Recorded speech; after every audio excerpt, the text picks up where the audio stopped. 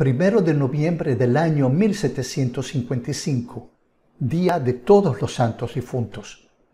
Lisboa, capital del Imperio Portugués. Las iglesias y capillas de Portugal están repletas de gente por los muy devotos portugueses. A las 9:40 las campanas de las iglesias comienzan a sonar solas y la gente no sabe por qué. Nadie sabe lo que va a llegar. El terremoto registrado más fuerte en Europa y que fue el comienzo de los estudios de sismología.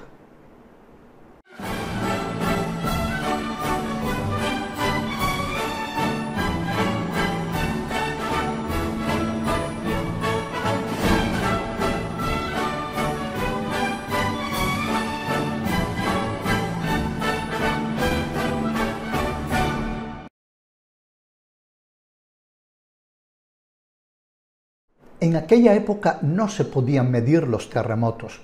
No existía la escala Richter, pero se considera que fue un terremoto que llegó a la escala número 9. De los 275.000 habitantes de la ciudad de Lisboa, murieron 60.000 personas. El terremoto duró 6 minutos.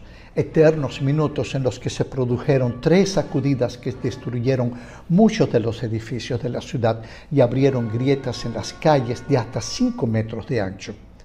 Pero siempre se perdieron los grandes exponentes del rico gótico portugués.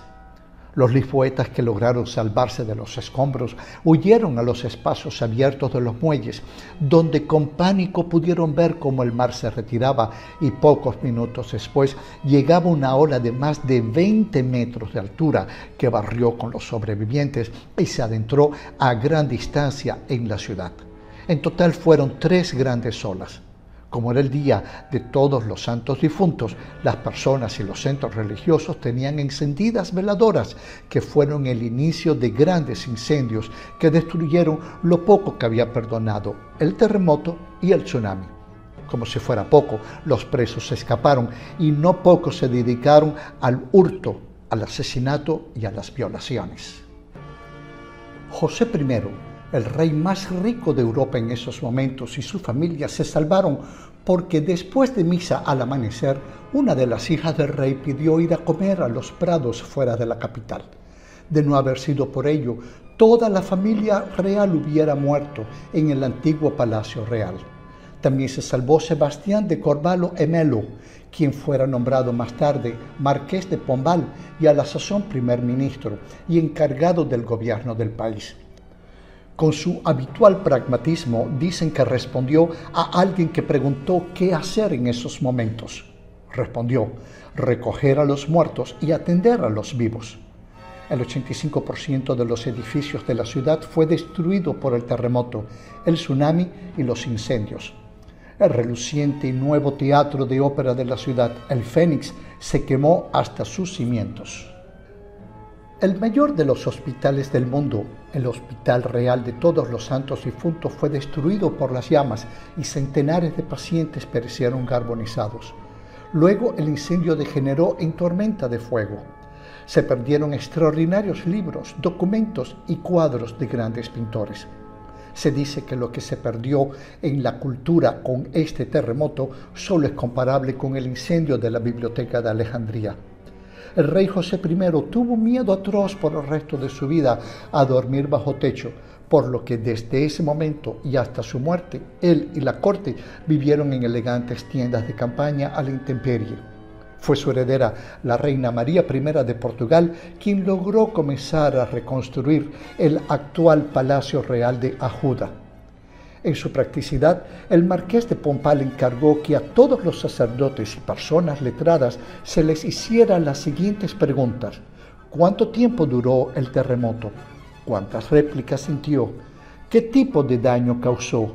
¿Se comportaron los animales de forma extraña?